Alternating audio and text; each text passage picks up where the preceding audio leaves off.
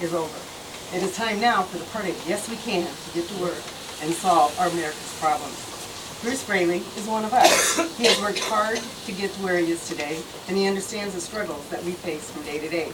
He has served us well as our representative, and it is time for him to move on to his next challenge. It is a privilege and an honor to introduce the next senator from the great state of Iowa, Bruce Braley.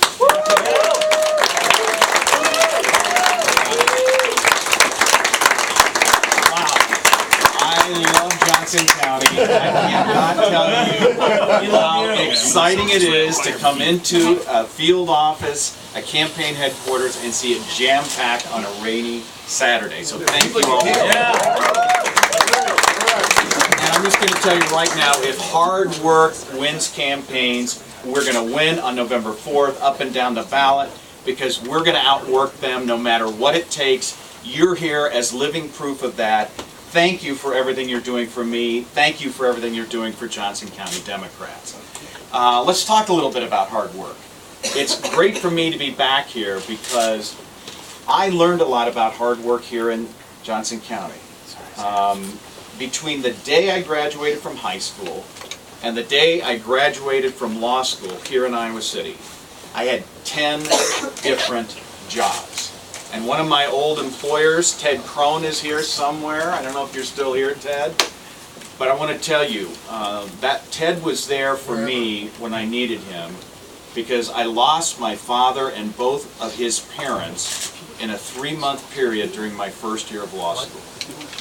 And I was really questioning whether I was going to continue with my law school education. It was my mom who finally kicked me out of her house after the funeral and said, the worst thing you could do to honor your father's memory is give up on your dreams. So I came back to Iowa City and I found a job working for a law firm here, helping real people. And it made the biggest difference in my life. And I can't thank Ted and everybody at Honahan, Epley, Crone, and Heyman for giving me that opportunity. So let's talk about hard work. This has been my week so far.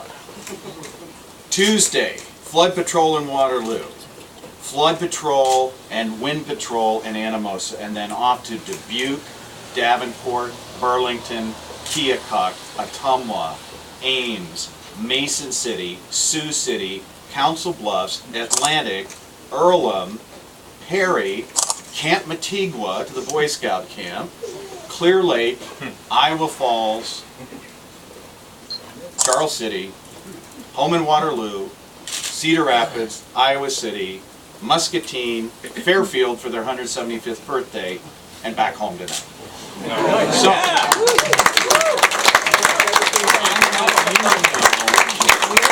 as hard as you're working, I'm out there connecting with Iowans all over the state of Iowa. On one day, we drove 381 miles from Keokuk to Sioux City.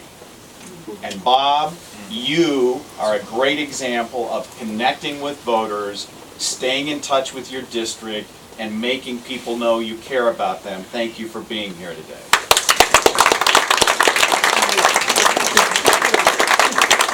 So, I know you're working hard for me and all these other great candidates. Let me just give you some extra motivation. Fresh off of today's Des Moines Register, tomorrow they're going to be running a story.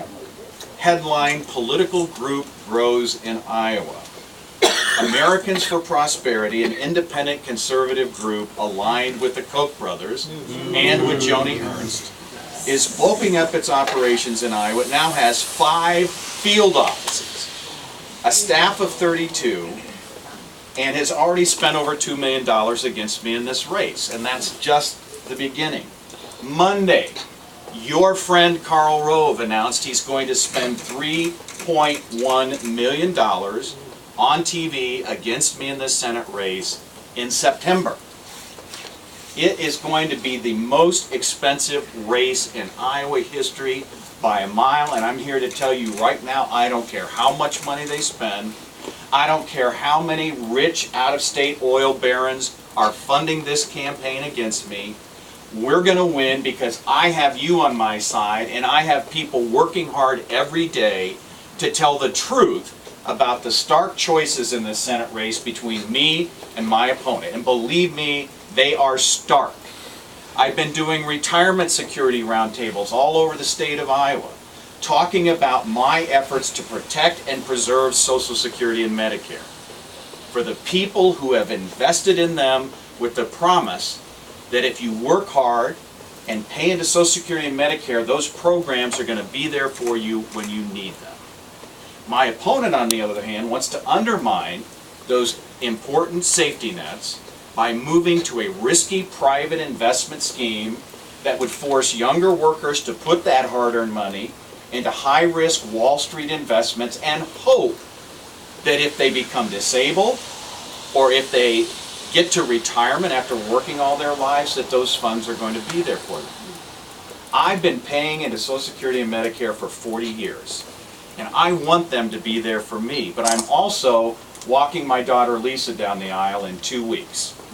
And she's working in Waterloo as a dietitian, and when she gets to retirement age, I want those programs to be there for her.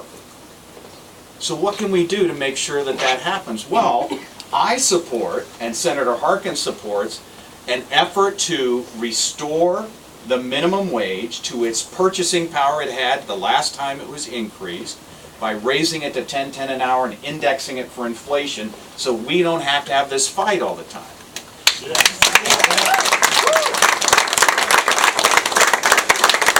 if we do that, 300,000 Iowans are going to get a pay raise, 10% of our state's population. But it's not only those Iowans that are going to benefit, because if that happens, $65 billion of additional income will be spread across the United States, and that will result in $5.5 billion of additional contributions to the Social Security and Medicare trust funds every year. So why wouldn't you support something to promote economic fairness that also promotes retirement security? And yet my opponent not only imposes increasing the minimum wage, she has said we don't even need a federal minimum. And then you go right down the list of every issue Iowans care about. She opposed the principle of a wind energy production tax credit, even though it has transformed our state's environment and our energy sector. We now produce 25% of our state's electricity from wind. At the end of this decade, it'll be over 40%. She wants to get rid of it. She would have voted against the Farm Bill, even though it was supported by farm groups and consumer groups, because it had provisions in there to provide nutrition security to the least among us. And I don't get that. I don't get that, because to me, the reason I'm a Democrat was summed up best by Bruce Springsteen. We take care of our own. Wherever this flag's flown, we take care of our own. That's what it means to me to be a Democrat, and that's why promoting these programs to me is what Iowans care about. These are Iowa values. But that's just the tip of the iceberg. She would have voted for the government shutdown, which I fought to keep from happening, because I talked to young Head Start moms who were able to try to lift themselves out of poverty by going to school or working jobs and assuring their children could get a head start on their education. And in Cedar Rapids alone, 32 Head Start slots were eliminated during the government shutdown.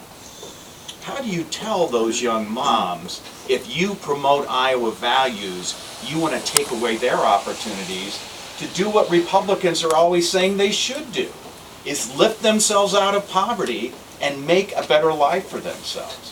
She supported the Personhood Amendment, which was so radical it was rejected by the voters of Mississippi.